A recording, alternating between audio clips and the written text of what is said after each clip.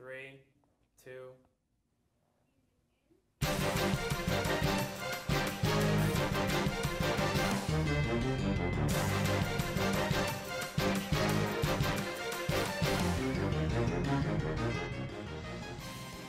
Welcome to the MCTV bi-weekly Marist News Update. I'm Michael Sachs. And I'm Justin Angelo. Our stories tonight are going to cover everything from the Boston Marathon bombing to the stress of Housing Day to a new initiative for the trucking industry as they move towards a cleaner source for fuel. Sit tight and enjoy the show as we bring you the news of our nation. The terrible tragedy in Boston has not only brought sorrow and heartbreak, but a sense of unity back into the nation. While the injury count surpassed 150 spectators and runners, there is some good news to report. On Sunday, one of the suspects in the attack confirmed with authorities that he was involved in the bombing. The other suspect, his brother, was killed at the site of the explosion last Monday, making it impossible for police to confirm his involvement. Laying in his hospital bed, Jacques is now being charged with using a weapon of mass destruction. Tsarnaev is being treated at Beth Israel Deaconess Medical Center for the multiple gunshot wounds he received during his capture last week. Claiming that his brother held the bigger hand in the bombing, Tsarnaev did admit to FBI agents he was involved in placing the bombs at the finish line of the Boston Marathon. A hearing was held on Monday at his bedside. The presiding judge read Tsarnaev his rights and allowed his answers to be questions be determined by head nodding and shaking. If convicted of this crime, Tsarnaev may face the death penalty or life behind bars.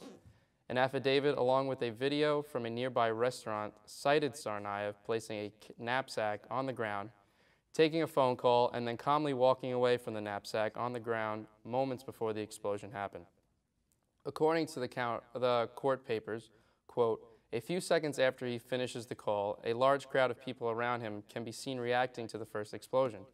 Virtually every head turns to the east towards the finish line and stares in that direction in apparent bewilderment and alarm. Bomber 2, Tsarnaev, virtually alone among the individuals in front of the restaurant, appears calm. He glances to the east and then calmly but rapidly begins moving to the west, away from the direction of the finish line. He walks away without his knapsack, having left it on the ground where he had been standing. Approximately 10 seconds later, an explosion occurs in the location where Bomber 2 had placed his knapsack. Along with this, there were many other clues that all point to Tsarnaev's guilt. It's pretty amazing stuff. I mean, thankfully they got him. Yeah, it's a very, really horrible, tragic event in our country, but, it's great to see. I can't imagine the relief after. I mean, that's the most catching. I've watched the news in a long time. Oh, it was really interesting, but pretty crazy how everyone had to stay in their homes for a long time. Me too. While tensions in Boston rise, there's more violence as we head to the West Coast. A violent shootout at an apartment complex near Seattle last weekend is making headlines this week. A domestic argument between two people who shared an apartment led to a quadruple homicide that has left the Pinewood complex shaken. During the dispute, the man took a gun and fatally shot the woman he was living with. He then went to the parking lot and shot two more men before returning to his room and retrieving a shotgun. Startled, neighbors who heard the gunshots went into the hallway to see what the commotion was all about. But no sooner did the killer fire his weapon again, killing one resident through an apartment door. As the police arrived on scene and demanded the man to drop his weapon, he refused, causing the officers to shoot him once and then again after he tried getting a second weapon. This final shot killed the shooter. The suspect is reported to have a valid concealed weapon permit. The ties between the man and the three others he killed are unknown at this point. 8 officers have been assigned to administrative leave, a standard procedure for officers who shoot a suspect. Because of the Newtown shootings and the increase of the other gun-related acts of violence in the country, President Obama has been working hard to toughen up the gun control laws for the nation. Many of his opponents are citing the Second Amendment to the United States Constitution and saying that these propositions hold no real merit and cannot pass. Earlier in the month, it seemed like Obama hit his stride with Congress, and the outcome looked hopeful that the new gun bill would pass into legislation. After a vote this past week, the odds did not turn up in the president's favor. Democrats were among those who did not vote for the passing of the bill, and Obama's administration is not taking any movement to try and get them back on their side. Experts who have been following Obama's policies in office have stated that he does not seem to have the, quote, ruthless politics, end quote, that other presidents of the past have had. The bill to strengthen the system of background checks for gun buyers is supported by 90% of the public. However, it looks like the Obama administration will not be able to transform that into congressional support. Historian Robert Dallek spoke about the president's effectiveness in office by saying, quote, "Obama has his more reasoned temperament. It may well be that it's not the prescription for making gains. It raises the questions about his powers and of persuasion," end quote. This statement seems to collide with public opinion of Obama as a great orator, but it does seem evident that if he wants this bill to pass, he needs to be more forceful with the members of his own party. I think that any time a bill gets over 90% of public vote, you would expect it to go through. Yeah, it's a little surprising, but I mean, in my opinion, I don't think this battle is over. I think we have a long, hard battle ahead of us, between the NRA and the Obama administration. I don't think it's a topic that's going to go away. Oh, no, it'll be interesting to see how it plays out. This past Friday, Marist campus supported a group that refuses to give up. Hosting the Relay for Life event, Marist College gave back to a cause that too many are taken victim by. The American Cancer Society's national event has been kicked off. Here with more is Peter Malavenda. Marist College is here on the riverfront for Relay for Life, celebrating the fight against cancer.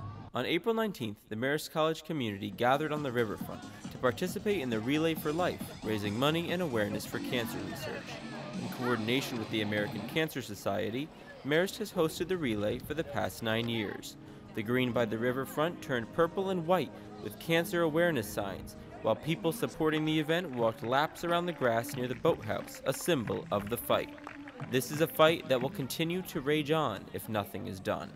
Cancer survivors, caregivers, and others gave up their Fridays to celebrate and remember those affected by cancer, standing together for one night and one fight. And my roommate and I also collected bottles, and we returned bottle returns and got money from there, and just basically solicited our friends and family. The American Cancer Society is the most comprehensive cancer fighting organization in the world, and Relay for Life is a global movement. So as you can see here at Marist College, it has become such a wonderful tradition and really brings the campus together because cancer is something that affects everyone. Students could be found dancing to the music, sinking a frisbee and can jam, or stuffing their face in a pie eating contest. Free food and drinks were provided, as well as Rita's Italian ice. As the afternoon progressed, the skies darkened and the threat for severe weather forced the event into the cabaret. Awards were given out and the featured luminary ceremony was held at the end of the night. Before heading in, cancer survivors spoke of their journey and offered advice to those who had been affected by cancer in some way. A poem was read, offering encouragement and hope through troubled times. The American Cancer Society's research has resulted in every major breakthrough for diagnosing and treating cancer, and this is our 100th year, and we want to finish the fight. Relay for Life is definitely an important event on campus because it really benefits all the cancer patients and people who have a history of this disease, and it shows support for not only their family members and their friends, but also everyone who comes out as well. 61 teams comprised of clubs, individuals, and groups of friends signed up for the Relay for Life this year. Over 600 people participated, raising over $40,000 so far. Donations are being accepted until the end of July via the American Cancer Society website. When the numbers were announced at the end of the night, awards were given out to all of the Relay Committee members, as well as awards for the highest dollars donated to a club or individual. At the Luminaria ceremony, people were able to make a bag for a loved one or someone who lost their life to cancer. A slideshow honored and commemorated those close to the Marist community affected by the disease.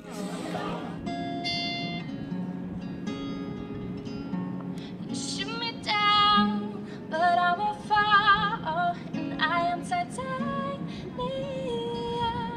You shoot me down, but I will fall, and I am titanium.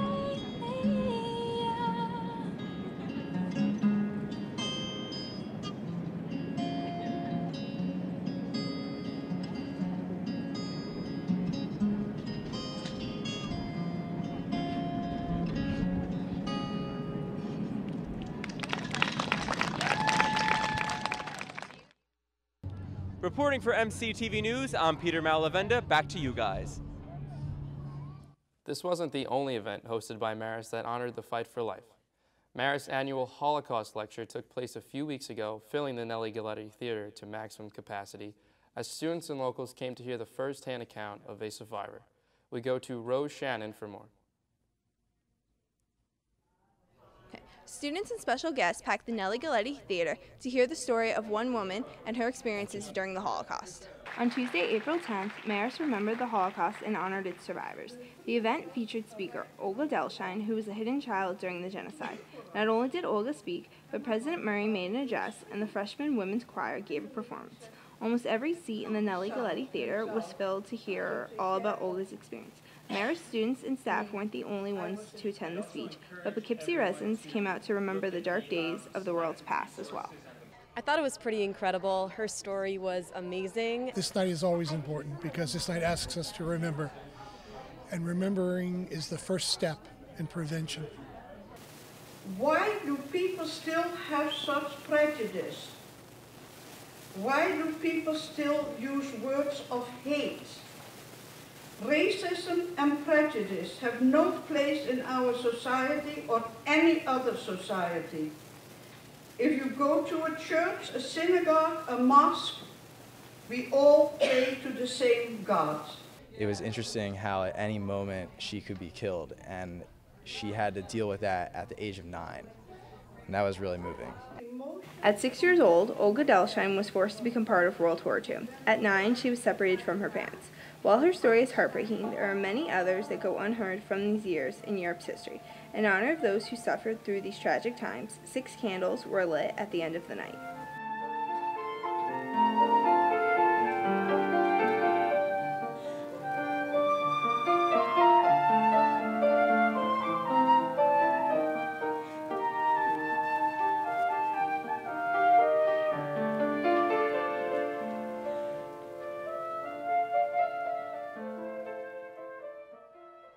I'm Shannon reporting for MCTV News. When I actually studied abroad last semester, and I was able to visit a Holocaust site, a concentration camp, and it was a really moving experience, and it looked like a great informative event for a lot of kids on campus. Yeah, no, hearing anything about the Holocaust is always absolutely moving. I'm, being Jewish myself, it's really a especially personal issue to me. It's really great to see that Marist has such a commitment to it. Of course. Yeah. Well, to move on to more cheerful topics, let's send to our sports reporter Chris Callagari to hear more about the wins and losses of our favorite teams.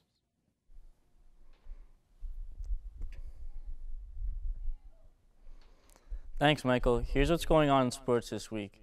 After a long and entertaining season, the NBA playoffs finally started this weekend. The New York Knicks met their rival Boston Celtics at Madison Square Garden to start their 7-game series. As a Knicks fan, it has been painful to watch my Knickerbockers get embarrassed in the playoffs for the past 2 years. But finally, the Knicks are a higher seed and are favored to win this opening series with Boston. Most NBA insiders have the Knicks winning in 6 games, but I think they can seal a deal in Boston and win it in 5. In Game 1, the Knicks looked more like the New York Carmelos, a.k.a. a team that refuses to pass the ball.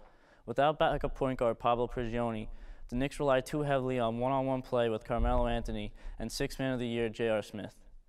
They were able to win the game with stellar defensive play and superb offensive rebounding, but if they continue with the one-on-one play, I can see the Celtics stealing a few games in this series. My X factor for this series is Kenyon Martin. This oldie but goodie has brought a true grit and determination to a team who needed it desperately. Look to Kmart to protect the paint and finish around the rim for the remainder of the series. Going from Broadway to Brooklyn, the Nets came out stronger than I had expected in Game 1 against the Chicago Bulls. The Bulls have been known to give up some blowouts during the regular season, but I never would have expected them to come out so flat in the playoffs. This type of play is uncommon for a team coached by Tom Thibodeau. He will not stand for this type of lackluster, lackadaisical, or lethargic play. I expect the Bulls to play with a reckless abandon for the rest of the series. I see the Bulls and my man, Nate the Great Robinson, taking the series in 6 games. My X factor for this series is Andre Bloch. It is known that Brook Lopez will produce down low for the Nets, but Bloch has an intriguing role in this matchup. Andre the Giant will have to be consistent on the offensive end and show up more on defense if the Nets want to move on past the Bulls. In other news, the Jets just traded away one of the greatest defensive players in their history. Darrelle Revis packed his bags and took his island over to the NFC South to join the Tampa Bay Buccaneers. In the trade, the Jets received the 13th pick in this year's draft and a conditional 4th-round pick in 2014. I wouldn't call this trade high robbery, but it's a clear win for the Bucs. If Revis comes back from his ACL injury and performs like his old self, the Jets will be regretting this trade for years to come. While adding an additional first-round pick for this draft is nice, it will not make up for the impact Revis Island made on that Rex Ryan defense. I guess the Jets would rather pay Mark Sanchez and ever so popular Santonio Holmes than arguably the best defensive player in the league. If I were Rex Ryan, I would probably be checking the newspaper for job openings because the Jets just traded away his only chance to remain coach through next year. It's safe to say that the Jets' 2013 season will be one for rebuilding. In baseball news, the New York Mets have continued to show progress and signs of a phenomenal future with their young roster. By phenomenal, I literally mean phenom. Second-year starter Matt Harvey has succeeded in putting his name on the map by outdueling Nationals ace Steven Strasburg over the weekend. This young gun is turning heads and is shaping up to have an exciting 2013 campaign. Well, that does it for sports this week. I'm Chris Callagari, providing and supplying you with the latest and greatest in sports. Back to you guys. April's always an exciting time in sports. I mean, it's cool to see both the Mets and the Yankees doing well in sports. We got the NFL draft, we got the NBA playoffs, the NHL playoffs are coming up. It's a really great time. Yeah, as a Knicks fan, you got to think finally. We may finally actually win a playoff series. Yeah, over the Celtics too. Makes it even sweeter. Yeah, exactly. So now on to our next story. Netflix did it first, so now Amazon has to try to do it better. On Friday, Amazon will release 14 new pilot episodes of possible series that it will fund to run on Amazon Instant Video. Taking the idea from Netflix's hit series House of Cards and the long-awaited 4th season of Arrested Development, Amazon has added a new twist. Not only can the public view these pilot episodes, but they are allowed to rate and review them as well. Amazon said they will take these notes made by the public into consideration while deciding which of the shows will make the short list. The pilots will be 8 new comedies and 6 new children's shows, some animated and some live action. The pilots seem to lack a certain amount of fine-tuning, according to Mike Hale of the New York Times. He says, quote, "In most of the live-action pilots, there appears to have been little or no budget for fine-tuning sound and color. And Onion News Empire looks like video that's been fading since the 1980s. This experience of marketing its original series is Amazon's first time with selling its own content, as opposed to its own hardware." I wonder what Netflix thinks about this, and I wonder what they're going to do to respond. I don't know, but I think if any company can sort of make this happen, it's Amazon, and if any company can reciprocate, it's Netflix. It should be interesting. It should be very interesting. It could be worth checking out. Yeah. Being a movie critic's not your strong suit. Maybe not. But don't worry, we've got you covered. Our resident movie critic, Brittany Jelinski, is here to keep you informed on who to watch and what to watch out for. Thanks, Michael. First things first, I need to break some hearts with my first story. Many of you may have heard the story about a Friends reunion. Yeah, that's a rumor. And it's not happening. Marta Kaufman, one of the show's creators, told E! News that she needed to dispel the rumors after she heard about it from 2 people talking about the reunion at a bar. She not only said that there will be no reunion, but there will also be no movie either. To explain why this will never happen, Kaufman explained that, quote, "Friends was about that time in your life when your friends are your family, and once you have a family, there's no need anymore." Kaufman can say that there will be no Friends reunion all she wants, but I'm still going to believe that there will be. Another belief of mine is that I will one day marry Zac Efron. This American heartthrob keeps taking on more serious roles in movies that don't require him to sing about the struggles of high school. Efron has been in movies that require more from him as a serious actor, like Paperboy, Me and Orson Welles, and his latest film, At Any Price. Efron claims that he's not trying to purposely drop his High School Musical image, and he says that he believes that you should, quote, "never stop stretching or trying something new, particularly roles that challenge you." Another actor that is making moves from humble beginnings to stardom is comedian Kristen Wiig.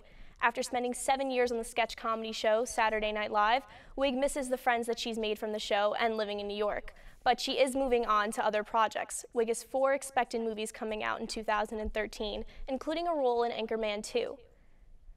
There are a lot of really good movies coming out, and this weekend and next weekend is one of them being The Big Wedding, starring Diane Keaton and Robert De Niro playing a divorced couple who has to pretend that they are still married when their adopted son's biological mother comes up for his wedding. This modern comedy also stars big names like Susan Sarandon, Katherine Heigl, Robin Williams, Amanda Seyfried, and Topher Grace. As mentioned earlier, At Any Price, starring Zac Efron and Dennis Quaid, is coming out this weekend as well. This American film is about the rivalry between a father and son, and it also had a family crisis due to their farming industry, And coming out May 3rd is Iron Man 3, Greetings from Tim Buckley, and The Iceman. That's all I have for you for this week. I'm Brittany Jelinski, keeping you in the know. We've covered movies, celebrities, and TV shows. It only makes sense to move on to music next. What's coming out next and who is providing the hottest jams? For those answers, we go to Frank Talamo with your Music Minute. Thanks, guys. Iron & Wine is back, and he set the clocks back, too. Sam Beam's 5th studio album, Ghost on Ghost, could have come straight out of the 70s, and it comes with all the great songwriting and atmospheric production we've come to expect from the acoustic crooner. He also seems to have fallen in love with the slide guitar since his last record, as it is featured on many tracks on the new one. The first song, Caught in the Briars, is a stellar opener, and it houses a ridiculous but effective mix of instruments that includes horns, a vibrato-laden organ, a harpsichord, and a very loud classic rock bass. This sets the tone for the rest of the eclectic EP in terms of instrumental variety. Ghost on Ghost is a clinic in atmosphere, and many times gives an outdoor feel to the record. In Low Light Buddy of Mine, the song is set in a rainstorm and has a feeling to match, while in Winter Prayers, one feels chills just listening. In terms of influences, there are many obvious ones, but they funnel into a sound that's impossible to quantify.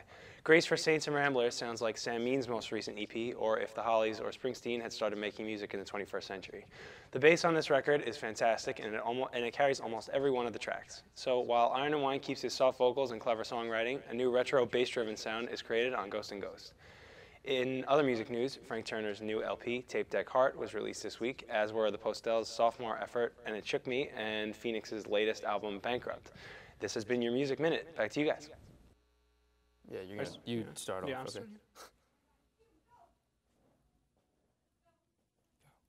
okay. Music was in the air this weekend as campus was transformed into a dance hall. The Marist College Dance Ensemble held their annual spring showcase this past weekend in the McCann Arena. Back in late January, over 50 students auditioned their pieces in hopes of being chosen as a choreographer. The judges, the president of the club, Aaron Greatzer, and vice president Dana Morano, narrowed it down to 28 dances, which is how many acts were performed in the showcase. Choreographers then held classes for 9 weeks, which consisted of teaching students the choreography and then perfecting the dance until it was show ready. Last week, dancers spent every night in McCann running dances, rehearsing with costumes, and rehearsing lighting. There were a variety of acts in the show, including lyrical dances, tap, hip-hop, musical theater, and salsa. Over 300 Marist students were involved in the production, marking Dance Ensemble as one of the largest clubs on campus. First-time choreographer Caitlin Flynn said, quote, "Being a choreographer was one of the most rewarding experiences I've ever had throughout my years of dance.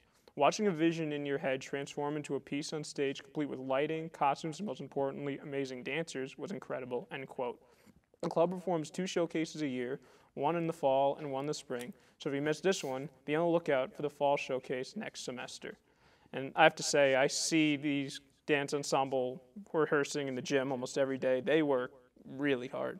Yeah, me too. I actually personally have never been, but from what I get, it's a really good time. And a lot of these girls really put a lot of effort into it, and it's good for the Marist community, I think. It really could be worth checking out, definitely. Yeah. Something, yeah. Well, the music doesn't stop there, as this weekend, campus-wide is set up for a party extravaganza. Starting Friday with Riverfest and Foxfest, and then leading into Saturday with Palooza, which is MCTV's event, and then finishing on Sunday with the Goo Goo Dolls concert. Marist Fire Foxes will be celebrating this weekend. Marissa Aiuto is here in the studio to help us understand more about the Palooza, MCTV's new event. Last year marked the first of MCTV's biggest event, Palooza. Hoping to make this year showcase of student talent an annual thing, MCTV is hosting their second annual this weekend. Artists featured on the student-produced Artist Spotlights will be performing along with many others. Giving us an exclusive interview is former President Zach Dexter, a senior at Marist, to talk about the event. Welcome, Zach. Hi, Marissa. How are you? How are you? So, can you tell us a little bit about how you started the event last year and what Palooza is? Of course, yeah. Last year was really unique in that it all kind of came together in 6 weeks. But basically, I was sitting down with a friend of mine that was graduating, and he said, he's going into finance. He said, you know, I just wish that I had a chance to play a little bit more before I graduated. And we talked for a minute more, and then just kind of clicked, like, wait a second, Sam. why can't you? And Sam Miller played with his full band, the Wild Goose Chase, last year's Palooza, and it all kind of came for him and Matt Scuteri, who was another graduating senior last year. Okay, so why did you choose to continue it this year? I feel like, well, we feel as a club, the advising board, there isn't a lot of outlet for contemporary music on campus, but with that, there's such a singer-songwriter community and people that may go into life and never get a chance to perform outright in front of a crowd again. And when you're in college, maybe you have a chance to exercise that passion, but this gives a really, really big chance for them to sing and maybe have their words sung back at them, to a live audience before they graduate. And I think that's huge. I think that's a really great, it's a great event. So then what changes have you made from last year to this year? What's going to be different? Well, last year was a short planning time, and it was our first time really trying to do a big event. And we took everything that we learned last year. We had some scheduling conflicts with other clubs' events and stuff like that. And we really tried to plan out this year, to everything that we could possibly think of, every facet for it. We planned with all the big clubs on campus to make sure nothing else was going on that day. There's the a cappella concert going on that night, but we made sure and put our concert earlier in the day. We reached out to other clubs to have booths and stations there to make it a real festival experience. So there will be things like face painting and a bubble station and Twister there, along with other events. We reached out to a local venda, Rita's, who's going to be serving Italian ice there, which is really exciting. And we tried to make it bigger. So this year, last year I think we had 6 bands. This year we have 15 performers. What looks to be 2 full bands, maybe 3, but it's a 6-hour event this year, and it's 6 hours packed of incredible music, and the lineup is really, really, really incredible.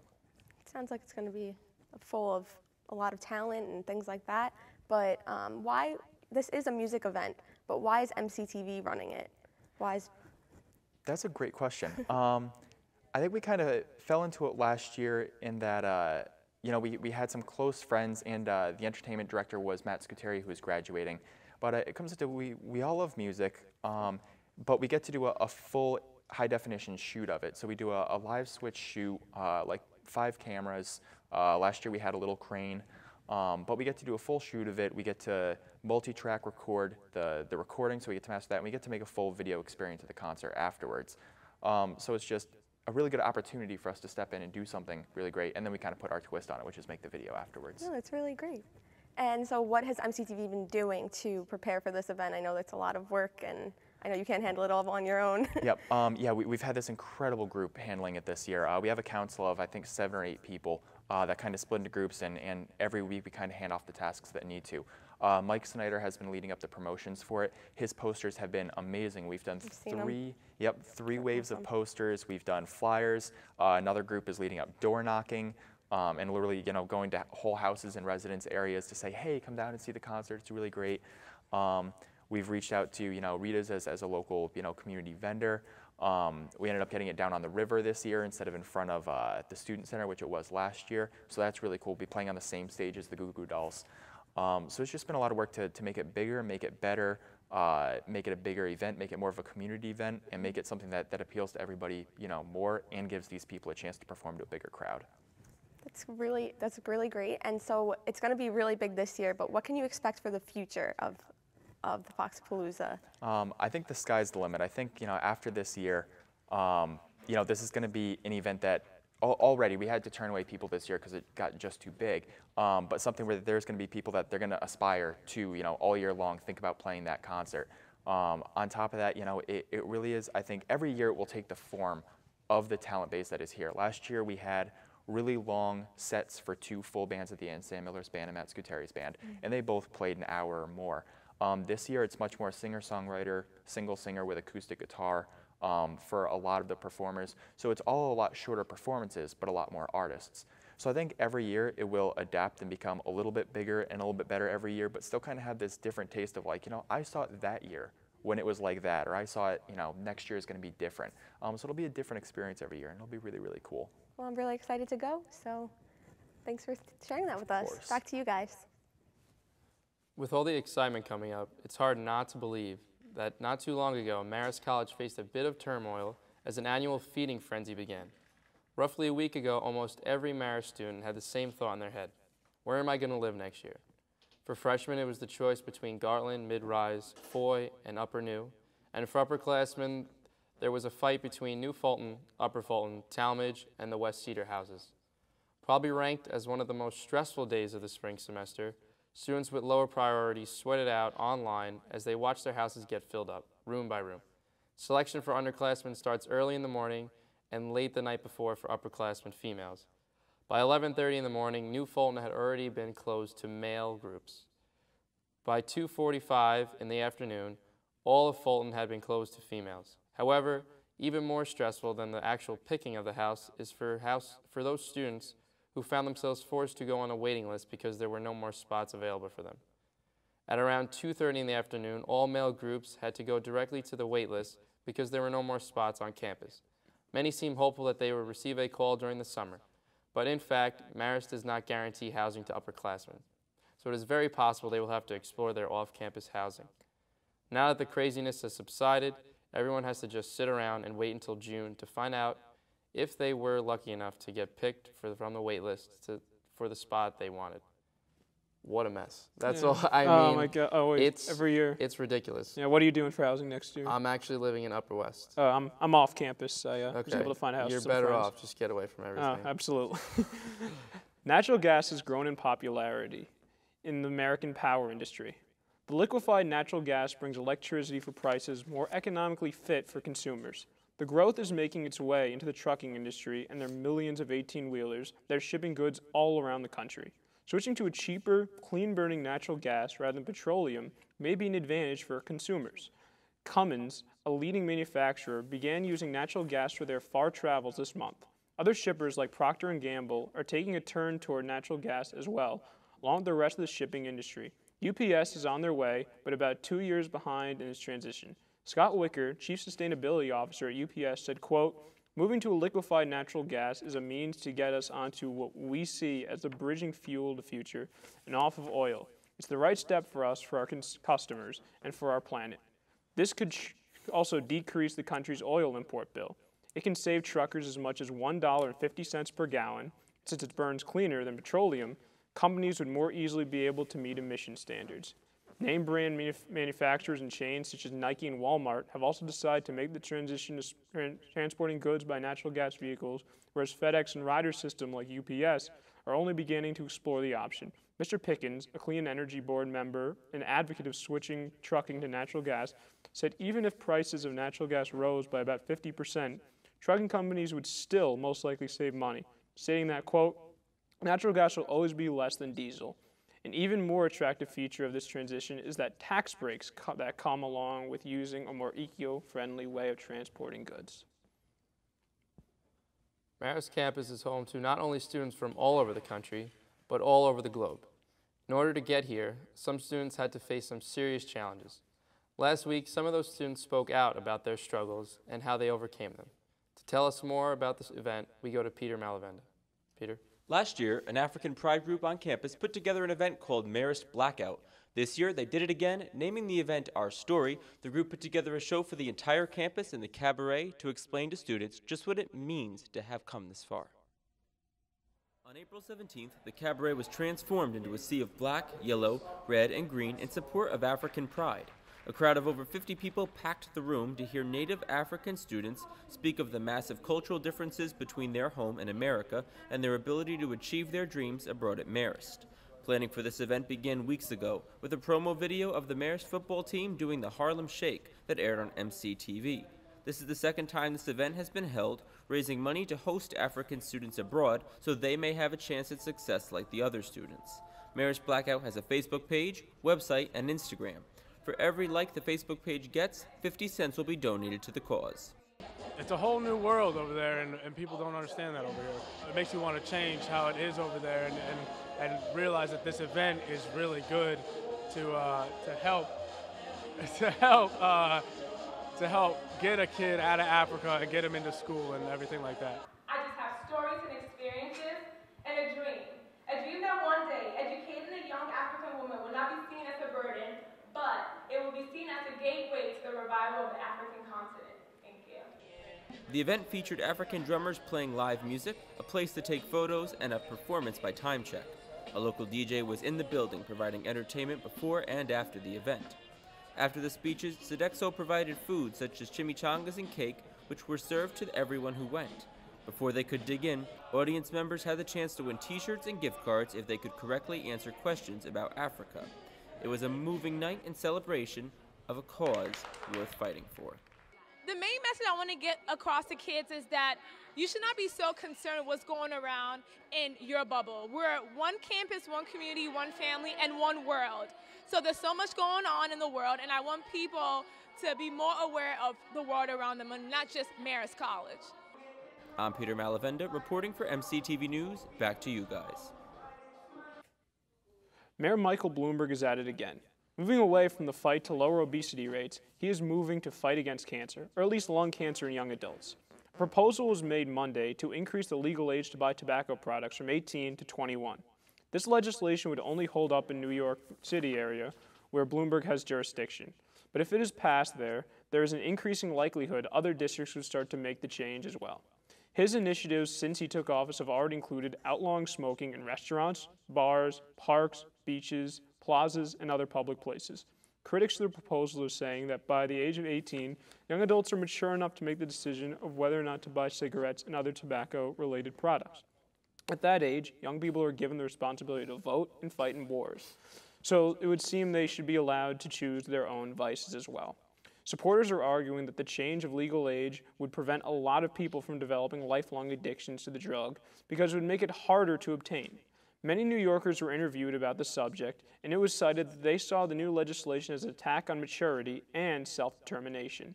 Eric Malave, a student at City College, said, quote, "Forcing people to make themselves healthy tends not to work," unquote. The major loophole in this proposition would be that if people were under the age of 21 and smoking in public, you could not be disciplined. It seems that this would increase the amount of cigarette sharing among underage smokers. Our last story of the night is about something that no one should do, no matter what their age. The Cinnamon Challenge, a popular and dangerous prank that spread via YouTube videos, started as a fun joke to play on friends, but has now turned into an overwhelming amount of hospitalizations and calls to the United States poison centers. The prank requires challenging someone to ingest and swallow an entire tablespoon full of ground cinnamon within 60 seconds, without any water. Doctors advise anyone who's thought of taking on the dare to think again. The spice can cause choking, throat irritation, and even issues with breathing and failure of lungs. People with asthma or any respiratory condition are especially at risk. According to the American Association of Poison Control Centers, the calls about teens taking on the challenge went from 51 in 2011 to 222 this past year. The challenge spread via YouTube videos and all have the same results. Cinnamon spewing out of the mouth and laughter from surrounding friends. According to Dr. Stephen E. Lipschultz, the problem is cinnamon, made from tree bark, contains cellulose fibers that do not break down easily. If the spice enters the lungs, it can cause scarring. Dr. Stephen Point advises parents and doctors to be aware of trends like the Cinnamon Challenge and to pay close attention to what their children are watching on the internet. 16-year-old Deja Reed took on the challenge 4 times. Her last attempt was in February with a friend. She said, quote, "I was laughing very hard and I coughed it out and I inhaled it into my lungs. I couldn't breathe," end quote. Her father came home to find Deja blue in the face and had to rush her to an emergency room where she was hospitalized for 4 days. Deja admitted that what seemed, quote, cool on social networking sites turned out to be, quote, not cool and dangerous. It seems ridiculous. Yeah, I feel like you'd have to be crazy to do it. I mean, if you know it harms you, I don't get why people are still doing it. Well, they're daredevils. They want to give it a try. To go up in that many calls over the course of 1 year just shows, I guess, how ignorant people are. Or how influential social media can be. I mean, yeah. Any way you want to look at it.